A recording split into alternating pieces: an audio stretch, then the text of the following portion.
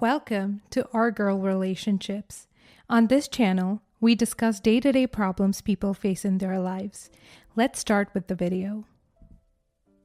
Joke isn't quote because I don't know what to call it.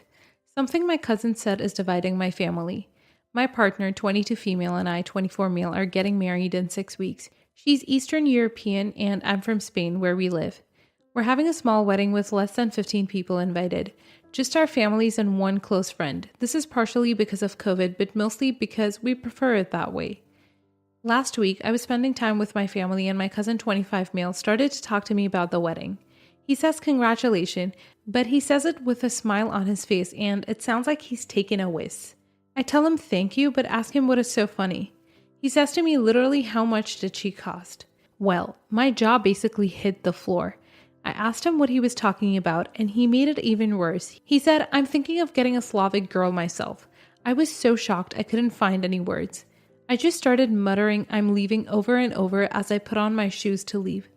I don't remember any of the words he said to me after that.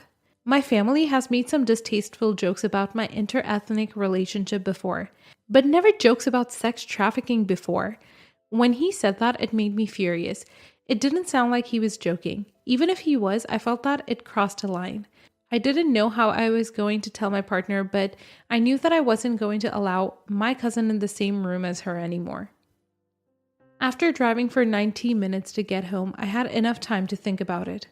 I called my cousin and told him he's no longer invited to the wedding. The next day, I got spammed with calls, texts, and voice messages from my parents, uncle, and sister telling me that I'm overreacting over a joke and causing division in the family. So I told them all that they're also uninvited. My parents are not contributing to the cost of the wedding. They gave us 1,000 euros for an engagement gift, but after being uninvited, they demanded it back. Even though I feel like you shouldn't be allowed to take back a gift, I gave it back to avoid drama and to tell them that we don't need their money. I don't think I'm overreacting because it's not fair to my partner to have people there on her big day who think that way about her. Even though my family makes up half of our total guests, I don't want anybody there who feels that way. I'm okay with having none of them there. Am I overreacting? Am I the a-hole? Edit. I didn't expect this to get so much feedback. Thank you for your comments. I'll try to read them all, but I mostly came for the judgments because I can't read English well. Edit 2. It looks like there is some confusion. I didn't uninvite the rest of the family just because he told the joke. I did it because they were defending the joke and saying he shouldn't lose his invite because of it. Not the a-hole. The comments your cousin and family make about her are very disrespectful. You're not overreacting at all, and if they can't see or understand that what they're saying is not okay, then they don't need to be there.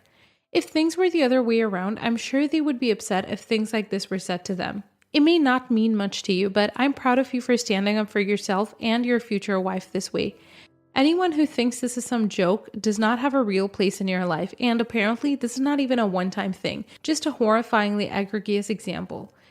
Some soul-searching and heartfelt apologies are in order on their side. Not the a-hole, but one thing I would suggest is that when family contacts you and are upset about the wedding, be 100% sure that they are upset for the reason you believe. If they're upset because you did not think it was funny your cousin joked about your wife being a hoe, then cut them out. If they're mad because your cousin spun some elaborate tale about how you freaked out on them for no reason, or he lied to them about what the joke was, then reconsider.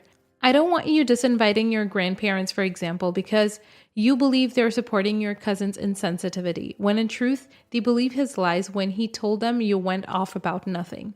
Not the a-hole. They, 1, disrespecting your wife, 2, made a joke about sex trafficking. Like, that's enough reasons to begin with. Mail order brides are a thing and can be done legally. Yes, I'd prefer calling them arranged to a point because I don't know a proper term for it. But even if you did go the route like that and happen to meet a woman and her family did an arranged marriage, it does not mean he has any right to make those kinds of jokes. Like, seriously. There's levels and lines of humor people should not cross. They crossed it. The money ain't worth the drama, and their defending him ain't worth it either. It wasn't a funny or tasteful joke. It was designed to be a shock reaction joke and possibly intended to be hurtful. Don't cave and reinvite any of those jerks. Protect your wife-to-be and your marriage-to-be. Next story.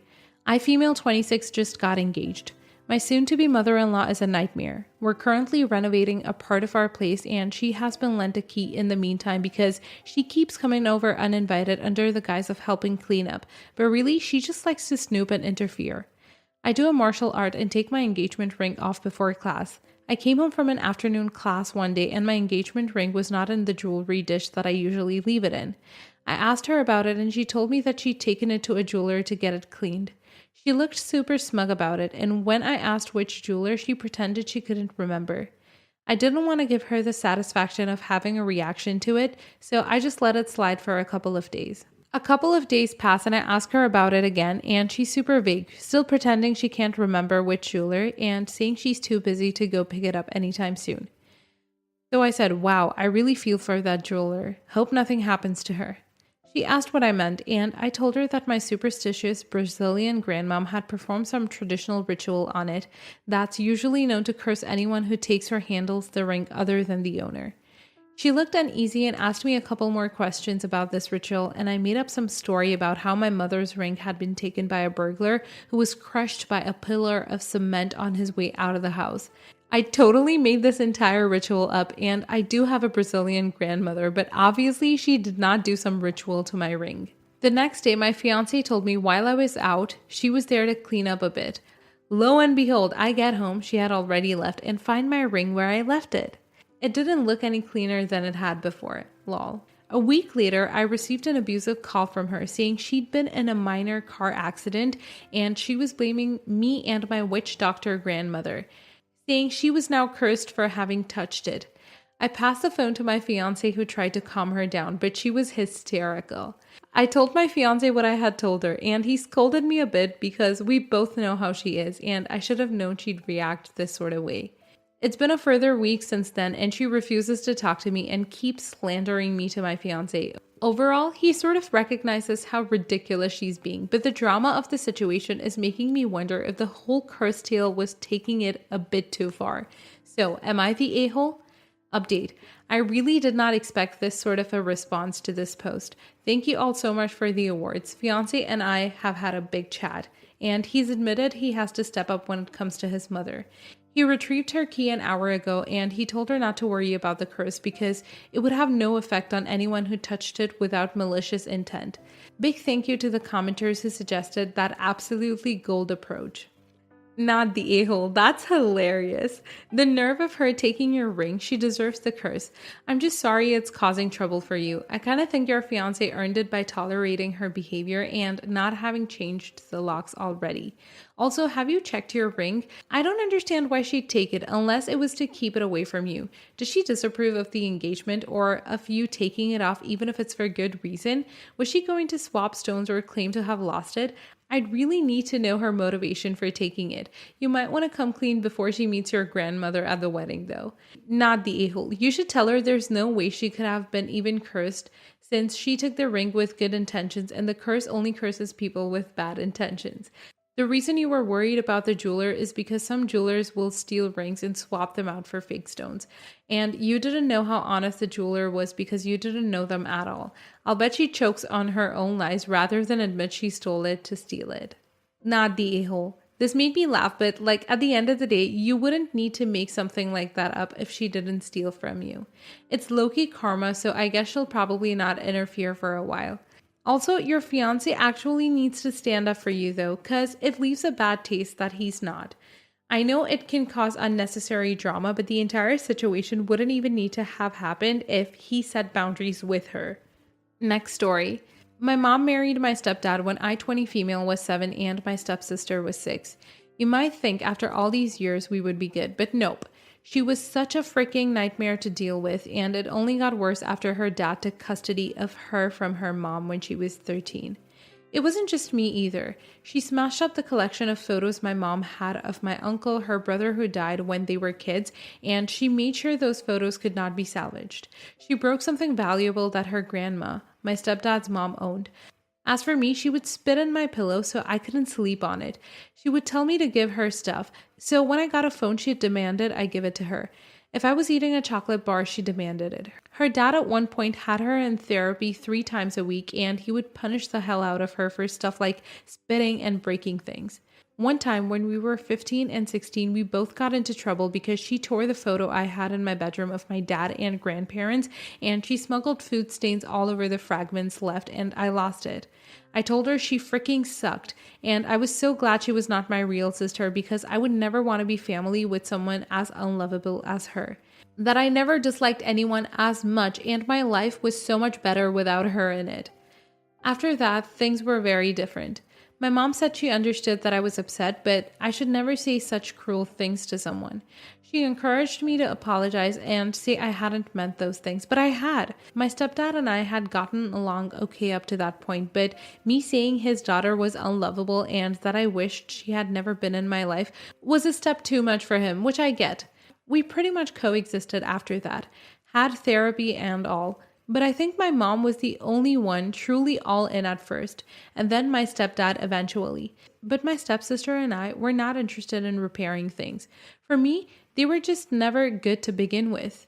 Now, I live with some friends and live pretty far from my mom. My stepsister recently moved back in with them after she had a baby, and my mom has tried to convince me that this is the perfect time to put the past in the past and move forward.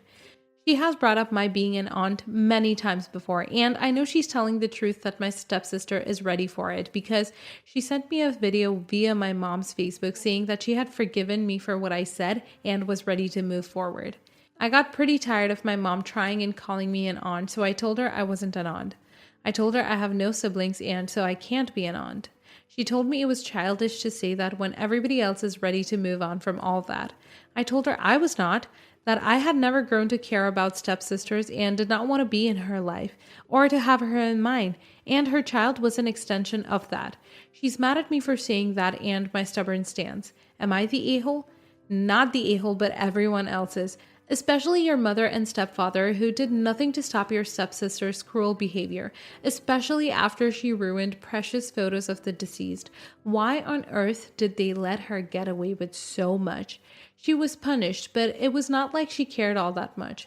Her dad was always grounding her and he had her in therapy, but she just loved doing things to hurt people she and her mom didn't like and didn't give two craps about the consequences as long as she got what she wanted. Like when she had my mom sobbing after destroying the photos of her brother.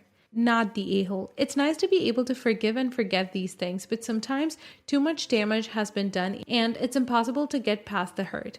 You accepted that you will never have a relationship with your stepsister years ago. It's time for everyone else to do the same. If you can get to a stage of indifferent tolerance whereby you can be in the same place for the holidays, I'd say that's as much as anyone has the right to ask of you. Not the a-hole. If she wants to make amends with you so badly, tell her she can start by taking accountability for all the crappy things she's done. My guess is that she hopes you fall in love with her kids so she can use you as a free caregiver, exploit expensive gifts from you, etc. This person traumatized you and ruined a large part of your childhood. You don't have to forgive your abuser. The fact that your mom didn't protect you from your stepsister's abuse is unconscionable. I'd kick any partner to the curb if their kid was abusive to my kid. That's a freaking deal breaker. Next story. So my fiance and I are getting married in 9 months. She's been dress shopping with her girls for months now. She found the dress she loved and bought it, and was too excited to keep it a secret.